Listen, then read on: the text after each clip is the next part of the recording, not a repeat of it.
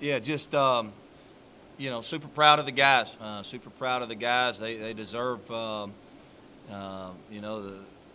Drew and Quincy was talking about the ice cream social. They deserve the ice cream social. They deserve to feel the way that they do in the locker room right now. They put a ton of work into this week, and just awfully proud of those guys in the way that they were able to again find a way to win and find a way to be 1-0 this week. So hats off to Tennessee State. It's a really good ball club. Coach Reed does a phenomenal job with those guys, and they're just a first-class team. But again, just proud of my guys. Proud of my guys, the way that they played, the way that they fought, and the way they finished. Coach, you're down 14-3. Not exactly the first quarter on Frank Beamer Day, so to speak.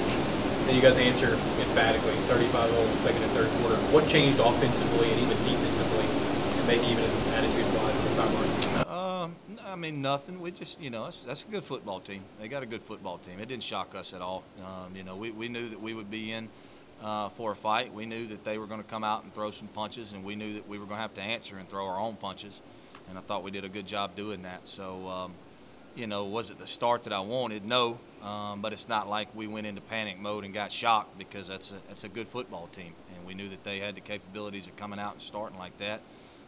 But again, I was proud of the way our guys fought back. They took those punches on the chin and started throwing their own. Drew bounced back quite a bit after his first drive of the game. Did you guys have any words, or did he just kind of focus in? No, I try not to talk to Drew too much during the game. He doesn't really he doesn't need me to say anything to him. So every once in a while I'll go over there and dap him up and tell him good job, or I'll hit him on the helmet and tell him, hey man, don't do that again. But that's about all I say to him, just because I don't want to mess him up. Those quarterbacks, that's a position that if you're not careful, you can handcuff those guys and get them thinking about too much stuff, and all of a sudden it's just paralysis by analysis. So I just kind of let him go play, and right now he's doing a really good job just going to play ball.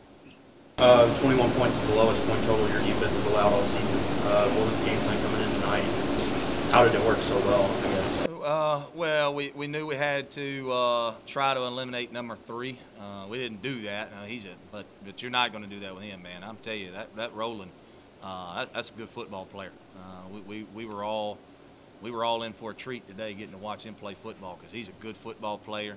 And but we tried to maintain him as best we could, and we tried to put shots on the quarterback, and I think we were able to do that. And ultimately, I think that's the reason why they had the success that they had.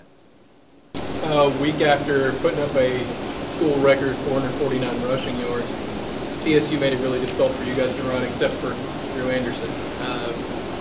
What are you seeing schematically that's allowing him to just get out and open in space and lead your team in rushing tonight? Well, he's just, we're always going to have some design quarterback runs in there, and every week we've done that just so that we're playing with 11. He's doing a nice job on the reads on the backside of some zones and some things like that. Just simple stuff, just simple run concepts that most everybody does. And he's doing a nice job of reading those. And then on the flip side of that, he's doing a nice job throwing the ball around and kind of lightening that box up a little bit to give us some more run lanes. And I think that's kind of what happened throughout the game. Was at first, boy, they were just they stuffed the run now. I mean, they were just going to hold that run, and they did a really nice job of it. So we knew we were going to have to put it in the air a little bit, and that was that was what led to kind of them having to loosen up that box a little bit. And we were able to take advantage of it at the end. Special teams had a good day. Steve punted 2 good balls. Yeah, he did. Gabe perfect in the PATs and his field goals. Talk about how big those special teams have been. Huge. I'm glad you pointed it out, man, because a lot of times those guys don't get a lot of pub, but Steve gave us a 95-yard field again to defend. He's been a tremendous weapon for us. And the thing about Steve, that nobody realizes is it sounds very easy to say, hey, punt it to the right, punt it to the left. And it sounds very easy. They should be able to punt it to the right, punt it to the left, but that's not as easy as it sounds. And he does a tremendous job with his directionals, and he's got a nice foot to boot. I mean, he can get it out there.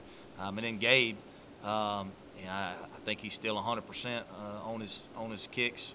Does a tremendous job for us on kickoffs, and he's just he's a fun competitor. He's a fun competitive guy to be around. So two extremely good weapons for us right there. 3-0, we see play the first time since '97. Does that mean anything? Nope, we were 1-0 this week. That's what means the most to me, is we were 1-0 this week. And tomorrow we'll have our ice cream social, and we'll celebrate this one more time, and then we'll try to go 1-0 again next week. So you kind of continue to tell us, wait till you see this group come together. You're finally starting to see that with the record you put up in OKC. Where are you telling your guys to not think ahead? I mean, obviously they want the mentality of one game at a time as well. Yeah. So we compare it to a newspaper route. If you've ever talked to somebody who's on a newspaper route, okay, the best thing about being on a newspaper route is when you're done, you know whether you did a good job or not, because there's either newspapers still left in your basket or there's not. And if there's not any newspapers left, then you did your job. You went around and you busted your hump, and you threw out all your newspapers. And then when you get really good, you start timing yourself, and you start figuring out, okay, I can throw out 47 newspapers. Let's see how long it takes for me to throw out these 47 newspapers. And that's kind of been our same mentality throughout the week when we go to practice. We want to make sure that when we break it down at the end of that practice, everybody feels like they've thrown out all the newspapers they had in that basket. And then as we go to Wednesday and Thursday, now it becomes, okay, these first 2 days we've thrown out all our newspapers. Now let's see how fast we can do. Let's just see what type of effort we can use, what type of effort that we can put out there on that field, so that by the time we come to Saturday and we're getting ready to play, we believe in our preparation. We believe in what we've done Monday through Friday. We believe in the effort that we put out there Monday through Friday, and that gives us a chance to, what we feel like, earn the right to win.